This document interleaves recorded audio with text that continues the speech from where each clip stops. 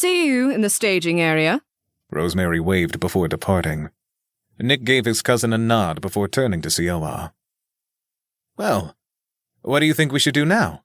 Mingle, eat some hors d'oeuvres, meet my family? If there is an option that doesn't involve me meeting your family, I'd rather take that one. Sioa interrupted. Fair, that's fair, he replied, understanding exactly where she was coming from as he walked with her in the same direction Rosemary was heading. To reach the staging area, they had to walk to the end of the lobby and take an elevator. Nick was a little shocked that despite there being only 2 elevators, no one boarded the same one he and Sioa took. It was clear that, while they tolerated him being there, Nick's decision to leave the family manor and scorn Grandfather Gallows openly had left him being treated like a pariah even after the old man had openly praised him. No one wanted to be associated with him. If he didn't do well, or the tension between him and his grandfather escalated, they probably feared they'd get caught in the wake and be exiled too. When the elevator door opened at the bottom floor, Nick was greeted with the large, specially reinforced concrete training area.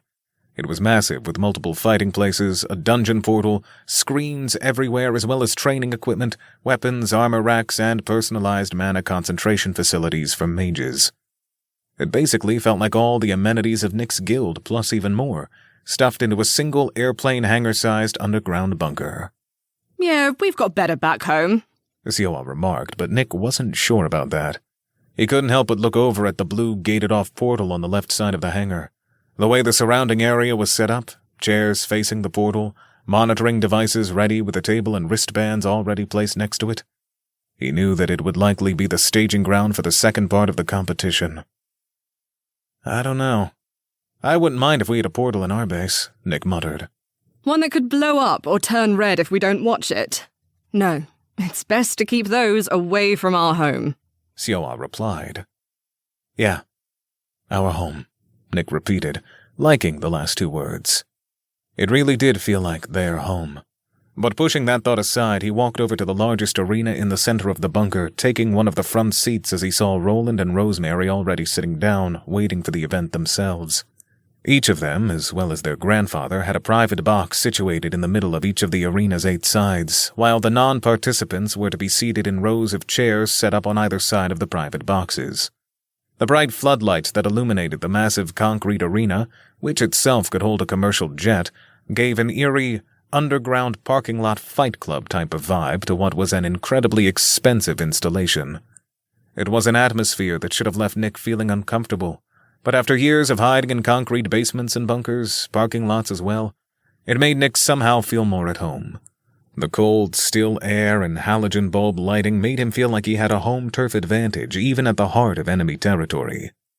Taking a moment from his thoughts, he looked up at Grandfather Gallows, who just stared at the center of the arena, waiting for the competition to proceed, acting as if he didn't want to talk to or deal with anyone else.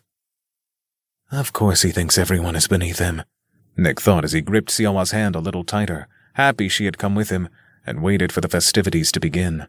It took a total of 30 minutes for everyone else to reach the underground floor, but once they did, a young woman who looked like she could be the ring girl at a UFC match took the stage. Welcome, ladies and gentlemen, and thank you for joining us for today's competition, which will decide the fate of the Gallows conglomerate.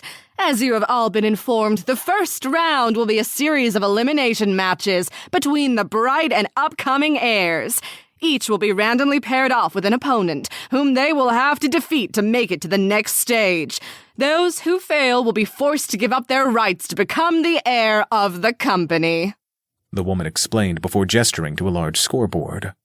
Now for the first match, she began as 2 names appeared on the board. We have the young Finnegan Gallows versus Nick Gallows. Finnegan, if you would please enter the blue side, and Nick, if you would please enter the red side of the arena, we can begin our first match. Knock him dead, Sioa said, giving Nick's hand a squeeze for good luck as he stood up and made his way to the arena. When he entered the combat area, he looked up at the enclosed box seating to the right, at Grandfather Gallows who was sitting there, a grin on his face as he watched Nick step forward. Let there be blood, Grandfather Gallows declared, his voice filling the auditorium as he kicked off the first match. to keep listening to this audiobook. I've left you a link in the description so you can do it, at no cost thanks to Audible's 30-day free trial.